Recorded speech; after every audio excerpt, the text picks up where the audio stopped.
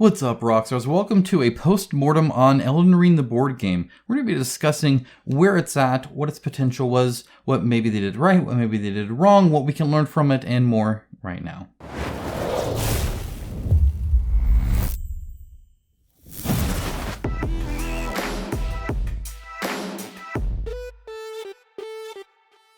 Thank you to my channel sponsor Into the AM. As a company that believes hard work and a great product is a proper way to conduct business, I am delighted to have them as part of the channel. They have some of the coolest graphic t-shirts around and an absolute best fit and feel that has continually exceeded my expectations. With new shirts arriving all the time and other products like boxers, hats, and even a monthly shirt club, I wholeheartedly recommend them to you. Check out the link in my description of this video for an exclusive 10% off everything they sell. Now, this is going to be a different video than what I typically do because I'm looking well beyond the campaign itself and actually looking at the IP of it, how units have sold, the popularity of it, all that kind of stuff. We're going to be diving into quite a bit on some different websites to really dig into what all went into Elden Ring and kind of, I guess, how I feel it could have done better. So, there's a lot to unpack here. I think the first thing to do is just kind of say where it's at, and do note that I'm going to be comparing it quite often to Heroes of Might and Magic 3, the board game, another IP-based board game that was on around the same time that did make more money. We're going to be discussing perhaps why that was. So, lay things out here. It technically has not ended yet. There are still 14 hours to go, so it will raise in funds. It is going up, not down or anything like that. It hasn't gone down at all, so I don't think you need to worry about there. But, however, that last 14 isn't going to make a drastic difference. If it is, I'll have another video to make, so that's the worst case scenario for me, I suppose. But we're at 3.5 million USD raised right now, and that was from about 12,000 backers. Heroes of Might and Magic had about 26,900, so about 27,000 backers, and made 3.8 million euro, which, if you're curious what that is, it's over 4 million USD. So we got about 3.5 to 4 million, so fairly close, but obviously a drastic difference in the amount of people backing it, and drastic differences kind of throughout the whole thing, but also some similarities. So let's discuss, because while they're both IP games, I don't think they're exactly equal. Here is Heroes of Might and Magic 3, a game from 1999. It seems older than that, too, if you ask me, but I also feel like 1999 wasn't that long ago. So if we go to sales here, it says here that by the end of December 1999, it reached 1.5 million units sold. And that's typically considered sold to, not necessarily throughput, right? It's sold to stores to sell, if that makes sense. But around 1.5 million. Now, obviously, more has come over the years since then. But honestly, not drastically much. In fact, even look at modern day stuff like the HD edition on Steam, you can go look at reviews, and if nothing else, there's about 13,600, 700-ish reviews. So that's a pretty good, at least a little inkling into kind of how well it's doing. So it's definitely popular. Now, mind, a lot of those will be repeat. In fact, I would argue most of those are probably people who have already played it before, right? And you can also look at stuff here, you know, Heroes, the complete edition, the one you actually want, because it's got all the expansions. And then you do the HD mod. But anyway, the point is that here they've got 5 pages, about 100, or 5 per page, about 129. You got a cool. Let's round it up to 1,000. It's actually less than that, but let's round it up to 1,000 more reviews there. Obviously, not everybody that gets it reviews it, but suffice it to say, in kind of the low millions, right? Is kind of what it is, which is, I mean, that's great and all. Elden Ring, however, has sold 17.5 million units, and it's still the first year that it released. So that's a big difference. In other words, the amount of potential for the pool of people that are interested in Elden Ring versus Heroes of Might and Magic 3 is actually not fair at all for Heroes of Might and Magic 3. Elden Ring clearly has a very big advantage here. Very much so. Not only that, it's recent. It just launched this year. It's on everybody's mind. Everybody's already Googling it and talking about it and making articles about it. The video game awards are coming up and it's been talked about there and all sorts of stuff like that. So it is definitely at its prime right now, whereas Heroes of Might and Magic 3 came out like 30 years ago. It feels like it's like forever. So let's go back to the campaign and talk a little bit about how each one is structured, and maybe we can start getting some inklings into what's going on here. So if we look here, because suffice it to say, I'm saying that while Elden Ring is doing quite good and almost keeping pace with Heroes of Might and Magic 3, it actually hasn't yet, and especially not by backers amount, and definitely, I feel, underperformed based off of its true potential. Now, it is going to retail, but so is Heroes of Might and Magic 3, but either way, it's just I feel it could have done a lot better.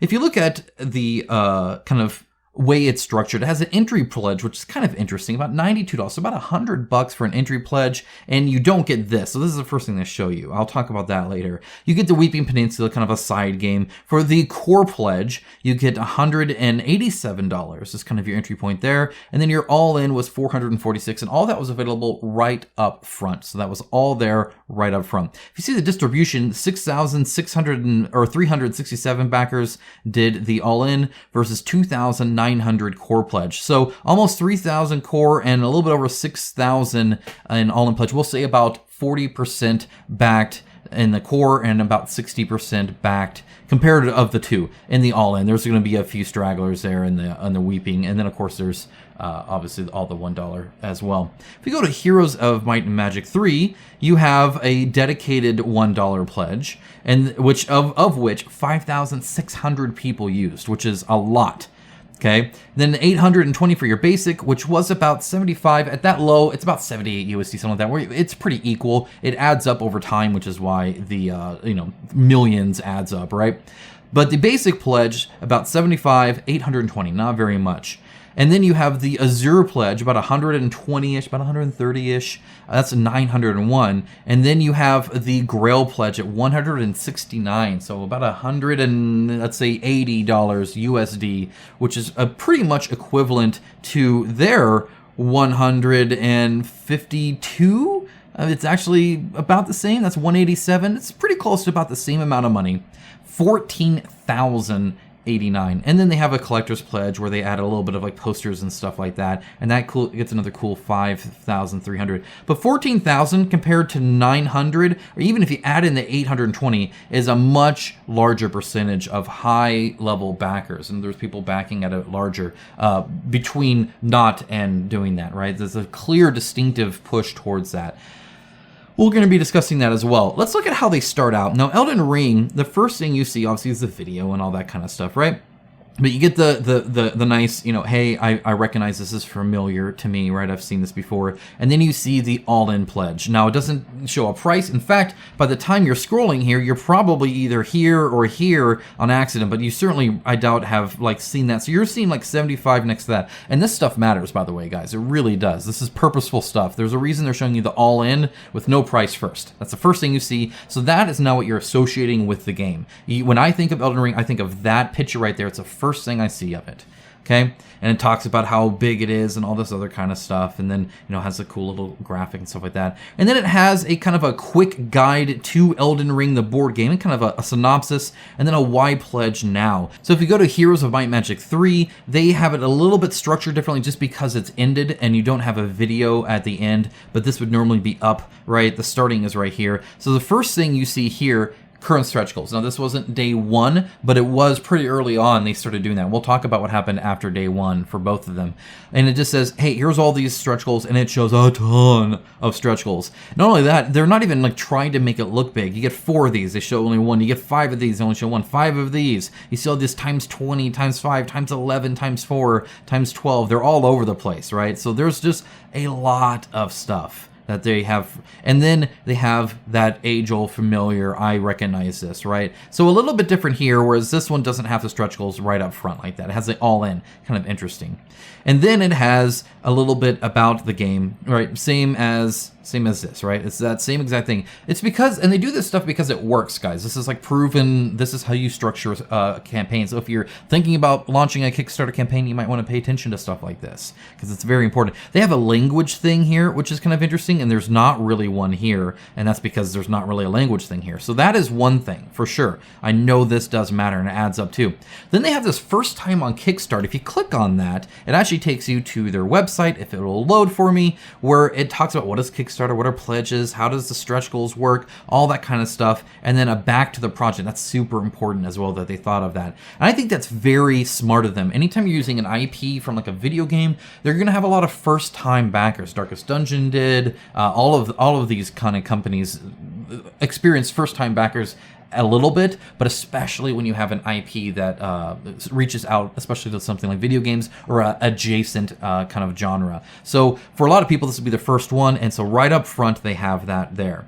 And then they have a big, long list of a whole bunch of people that looked at it and say great things about it. If you scroll down here, you have the why pledge now, and you have like one quote here. Okay, so let's try to get to the why pledge now, because they'll actually get that right here. Okay. So again, right up front, they have this kind of stuff. Why is it so awesome? And then it talks about how the game is cool. And then why back now? So they have it kind of reverses. This is why pledge now, and then about the game, right? This is their why it's so awesome. Though I think why it's so awesome is probably better worded. Okay, and then it talks about priority delivery, exclusive content, make your translation possible. Again, I think that's actually very important. And here it goes to this, and notice there are no headers here. There's nothing really capsulizing everything. You get a little bit of a text dump instead, I think, here, versus here where it's very concise with like these images that kind of show it off a little bit, right? And so I think that's actually really good. I think they did a great job on the Heroes of Might and Magic with that. All right, so with the why back now, why it's so awesome, this says a rich world to explore, 5 towns to choose from, all the classic creatures at your command, mostly talking about the game. The focus is on the game. Here, the focus is on money. And I think that's a very Freudian slip, perhaps. So here we have save on retail, plus get $100 of the Kickstarter stretch goal stuff. They show Kickstarter exclusive here, show Kickstarter exclusive here. A free gift, Iron Fist Alexander, free upgrade for all backers. It's interesting, and I'm glad they did this, by the way. But very different tactics, right, in that. But either way, they're showing the same thing. So I think they're still pretty close, right? Let's go on and scroll down. They got the rule book right up top, and guess what? We're going to have right after how it's played with these nice headers, which I think are great. Look at that. Rule book right up top. And then it talks about the core game, right? Core pledge. They both did this, though this one does have a cheaper entry that they're not showing first.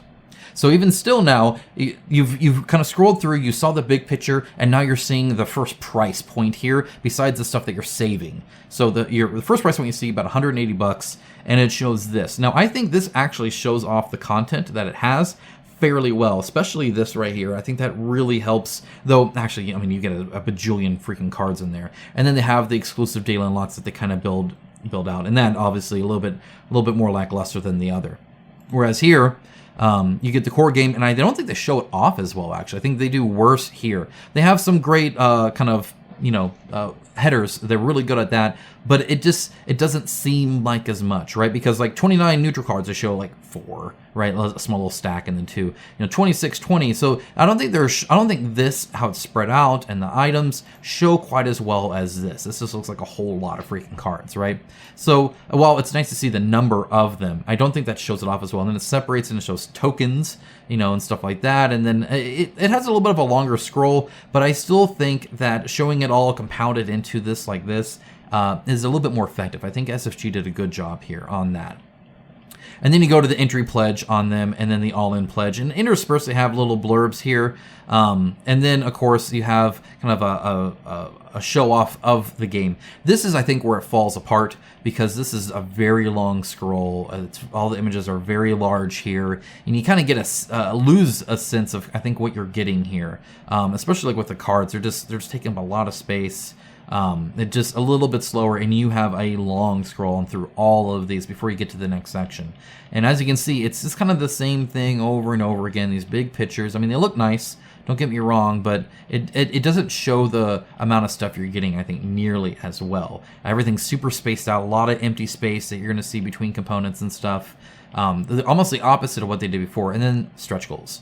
So if we go here and start doing that scroll here, we just did the core. Here's a battlefield expansion, a whole bunch of like text where it's explaining what each one is, what makes it unique, what makes it different. And they're showing it about the same as they did before. It's not the best way to show it, but at least it's a smaller scroll. So they did end up doing that. It's not quite as bad at all. So we're already done with it. There's, I think, there's quite a few expansions in there too. Now they have reviews. And if you see review, they had prototypes that sent out for everybody, a bunch of reviews, different languages, and then gameplay videos, lots of different stuff, people talking about it. Here, they're still talking about stretch goals here, and then the add-ons, and then we're going to go through the add-ons, and then a gameplay overview with a single thing, and now it's talking kind of more about the game here now, which is nice, but it's a long scroll to get here, for sure. And then we have gameplay videos, and we have 2 from SFG, Quackalope for the Brothers Murphy, Board Game Co., Quackalope again, and no reviews. That's it. You've now seen the whole, like that's it. So obviously a lot more influencer talk on this, a lot more video content coming out. We're going to be talking about that actually in just a little bit. Then you go to the pledges after the reviews here, and you see the add-ons and stuff like that, and then stretch goals, and the stretch goals go forever because there's a million of them. Of course, that grew over time. And then that's it. Then shipping and you're done. So a little bit more concise on the Heroes Pledge. I'm going to talk about that outreach a little bit. Let's go ahead and try and Google it. So let's go ahead and Google Elden Ring board game, if I can spell it right. Elden Ring board game.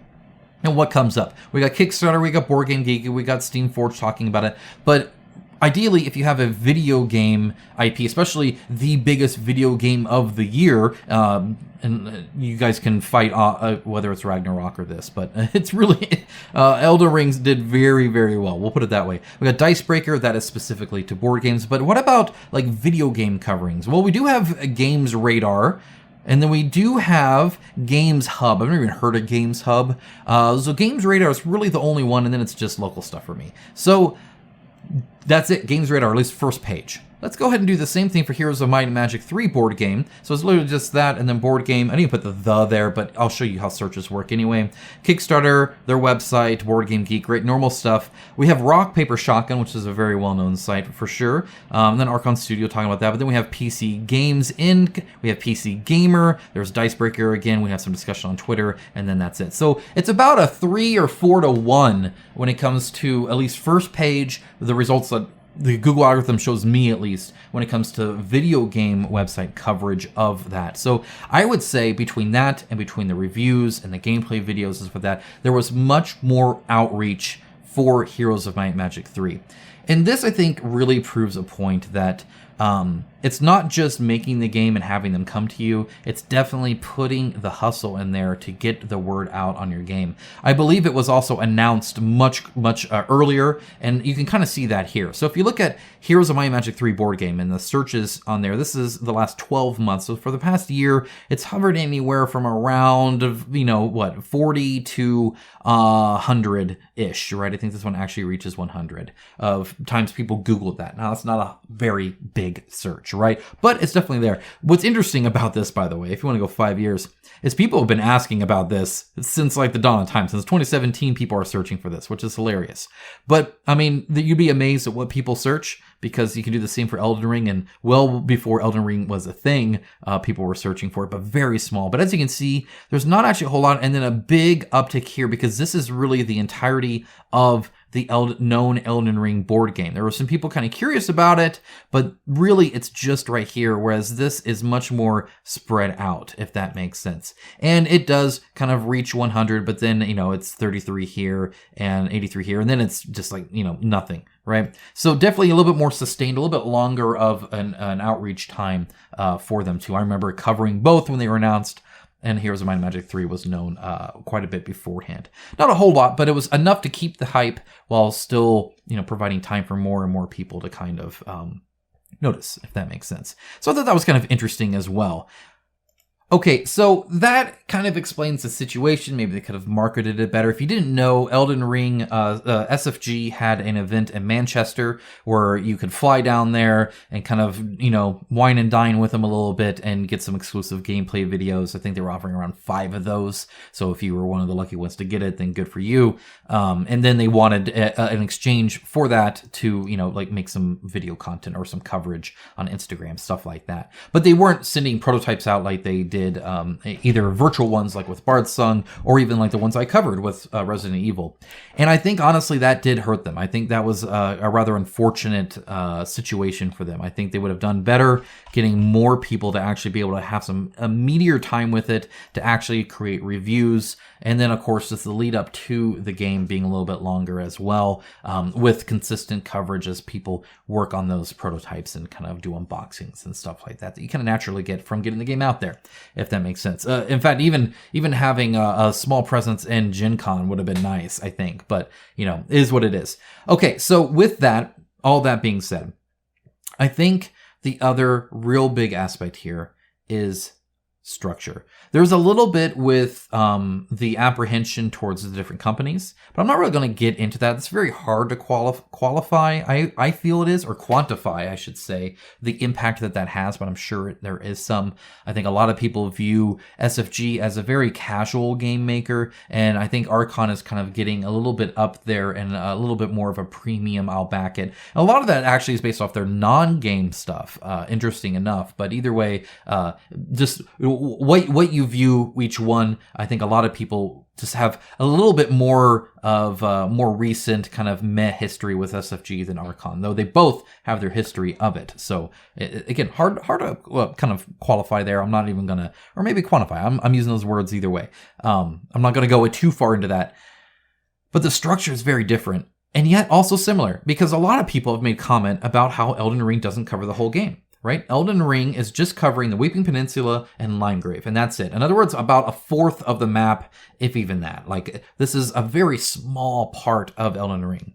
Now, Heroes of Might and Magic 3 is a little bit of a different structured game, if that makes sense. However, not all the factions are here. We did not get all the factions. In fact, they're going to add another one in the add-on, but there are more still they didn't do. So they didn't do all of Heroes of Might and Magic 3 as well. So neither company really covered everything.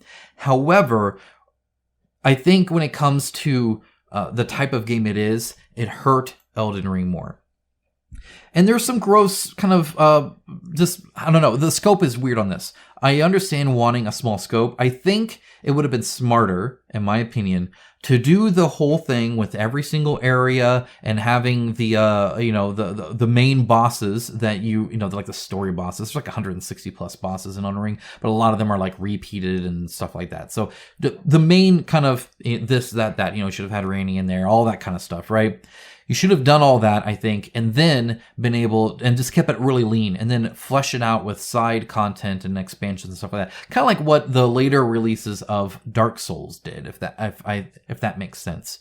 And I think that would have been really, really good. I think it would have done much better with that.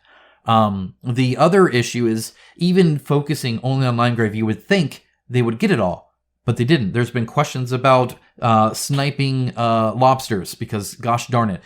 There's been discussion of like Patches. Where the heck is Patches? How is Patches, who is in Limegrave, not in the Limegrave specific Kickstarter? If the focus was on that to fully flesh it out, how did you not get Patches in there? Right? Stuff like that just seems like it's just a little odd, if that makes sense. Choices that way. And then, of course, it's just how much you get. Right? And how we as people qualify what we get. So let's take a look even at this, right? Even at this all-in picture here. Now, this looks like a fair bit. It really does, but I don't know if it looks like $500 worth of board game, right? We tend to say, no, it doesn't really. And I think a lot of the problem with that is the fact that the game inherently is very, I think I would argue, more expensive to make than Heroes of Might and Magic 3. The reason I say that is because miniatures, as much as we like to focus on them, are super cheap per unit. So when they're actually selling individual copies, it gets, the more they sell, the less it becomes per unit. Because while it has a big upfront cost, the cost and plastic to inject it, and even the assembly of it and stuff like that, is not a whole lot of money per box. It's really not. Because it scales very well. Because once you have the mold, you can just keep reusing it for 10,000 plus copies. So you're really, really good there. And that's like at a minimum. So with that, What does cost is paper components. In fact, I've talked to several developers, and every single one of them has said that the most expensive part of the actual box, if you add it all together, was paper components. The box, the player trays, all the different cards, booklets, rule books, campaign books, stuff like that. And you might notice these gigantic spiral-bound books here, and they don't even show it here, right? This is all hidden here. But let's take a look at the amount of cards you get, because I know they say that somewhere. So let's go and take a look here. How many cards do you think you're getting in this? I'll give you a hint. It's a lot. Let's see, 2,500 plus cards in the all-in. So a lot of cards, right? Plus all of these big books here and stuff like that. That costs a lot of money to do. Now, there's different ways you might have been able to save some money on that, but honestly, a lot of it would have been more cumbersome too. It's nice to have, for instance, this paired with that instead of a more generic map, and then you have to kind of slot in the card. You gotta find which one it is, pull this one. Instead, it's always right there. That's super convenient, but I think it does increase the cost a bit more, though I'm no expert on what deals they got and stuff like that per se. But either way, very expensive there. And even the tiles, like the amount of tiles you get. Let's see if it says that anywhere. It's a lot. It's a lot of tiles. I think it's probably when it actually breaks it down more. But you get quite a bit. Let's see. 72 tiles just in this one, right? So you're getting hundreds and hundreds of these, map tiles that are fairly big. I mean, your minis can fit on them too. So yeah, it's an expensive game to make, and so it's a little bit cumbersome in that regard too. Whereas Heroes of Might and Magic 3 is almost the opposite, where they really streamlined it almost too much when it comes to the battle board, as we've kind of discussed. But generally, I think when it comes down to it, this is a great first image to get. It really is. What it shows is that they have a ton of stuff here. And they didn't do it by having a whole lot of stuff taken out of the core pledge. This doesn't seem that way, right? It seems like you get everything you would need, and this is just bonus extra stuff, more and more and more stuff, as opposed to the very few releases of the Elden Ring expansion where we get the stretch goals right here. So this is what we unlocked in that campaign. So a lot less. The reason I think that's important is this right here. This is Elden Ring's how much money they made per day. Now this, and actually I can probably refresh this a little bit. I don't know exactly how much this opens up, but they're still in their last day here. But it's not anything crazy yet either. But what you see is there's not actually a huge ramp up, right? Normally what you see is something like what Heroes of Might and Magic 3 had, where you see a very big jump in the last 48 hours. This is almost an extra $1 million here that they made in the last 48 hours. And a lot of that is because a lot of people say, hey, remind me later, essentially, right? Remind me, or they put the dollar pledge and come in later, and they are greeted with this. Hey, remember last time you were kind of interested? Look what is here now. And what this does is it makes you go, okay, yeah, I'm in. This is so much stuff. This is incredible. There's, if you notice here, this is what, it's so small, $271,000 here. So unless they're making around 800,000 this last day, they're not going to. They didn't make $1 million in the last one like they did. And remember, the potential's a lot more, but it's because what they're greeted with is the exact same picture that they've had. Yeah, we saw this since forever, since the first day. Nothing new is here. So then you scroll down. Okay, what's new? Okay, well, this is new. So that's kind of nice, I suppose. And then you kind of scroll and you're like, well, what am I getting now? And this is what you're getting now. And I don't think that's enough to convert a 48-hour back. It just isn't. Not that, but no additional real coverage came out, right? There's no late reviews you can show, stuff like that. Additionally, smaller, right? This is per day. Right? Notice there's more bar graphs here. So this is a longer campaign. So it's a longer lead and a longer time on there, constantly making money and then making a lot more at the end. I keep talking about this, comparing it like Elden Ring can maybe almost match Heroes of Might and Magic 3. But remember, please, how many sold here? 1.5 million, so this is the low millions. To 17.5 million in less than a year.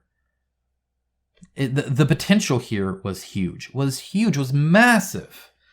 massive. And I think the lack of big named bosses, I think the lack of big named NPCs, again, you don't have patches, and just kind of a more expensive price in general. And I think a lot of that is because it's more expensive to make, and perhaps a little bit more of a safety net. Archon is their own manufacturer, and so they can get away with some pretty darn good prices in that regard. But either way, I think all of that kind of compiled together to really kind of keep Elden Ring down from its potential that it could have had, because it could have been something massive. I'm talking like Marvel Zombies level massive. I don't think it would have necessarily gotten that big, but it could have done very, very well for itself. I mean, if you think about it, just look, I mean, if you see this, 27,000, there were like 37,000 people that were following this game, and they were able to convert about 12,000 of those at the end of the day. And that's assuming, new people didn't necessarily come in and stuff like that. So definitely not the turnout, I think, that people were hoping for. Which then leads to tell me, well, okay, where did those 37,000 go? They didn't even dollar back. Well, first of all, they don't have the dedicated dollar back. And if you're new, and then again, this is important. This is why there's this, are you new to Kickstarter? You have a pledge right here. You can click this big old button here. You don't have to do this awkward thing where you say pledge without a reward. You change the 10 to a 1. You click continue. You say, yeah, I agree. I don't want anything. Very unintuitive for a new to Kickstarter person. Okay, so that is why that dollar pledge is so huge. And look at how many people used it. I guarantee a lot of these are first time. They're just not sure. They're looking at it. It looks kind of cool. They don't know. They click that and then they're done. Nothing here. Instead, you have to give 75. According to people who are new, they won't understand this at all. They're going to think I have to give them about $92 just to get in, and they're just going to leave. And the moment they leave, they don't come back, right? They didn't click the follow or anything like that. So overall, I think it was just a better run campaign. And I really think that showing more of Elden Ring, especially the really iconic stuff, and then fleshing it out more, like the dragon here, right, would have been a great expansion to add later, I feel, than it would be now. I'm glad they were trying to control the scope, but these kind of single boss expansions, right, that they have here, just, I don't think, like you could have at least dropped them.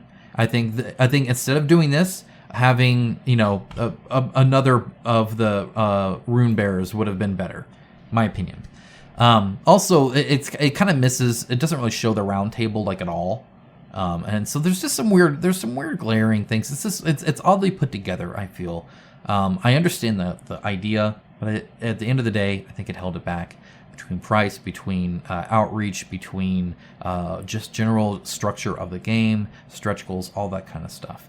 Let me know what you think, though, and let me know if you find a video like this helpful, a postmortem. I've done it before on failed campaigns. I've never done it on a campaign that made millions of dollars, though, so it's kind of interesting to see, hey, how could this do better? And hopefully you don't I didn't come across as trying to be mean-spirited or upset or anything like that. I just think that as good as it was, it could have been even better. But let me know in the comments below. Thank you so much. I will be talking about the 2023 Kickstarter board games, and I guess if there's any I'm back again, there's like a couple, and on GameFound. So stay tuned for that. It's coming up real soon here, guys. This is a big video. It's going to be massive, and there's going to be some really cool stuff there. If you are a developer and you're making a game that will be out in 2023 and you would like to reveal it, or at least let me know about it, maybe I don't know about it, hit me up, email me, leave a comment, whatever it is, and we'll get in touch. Guys, thank you so much. Have a great rest of your day. Take care. Bye, guys.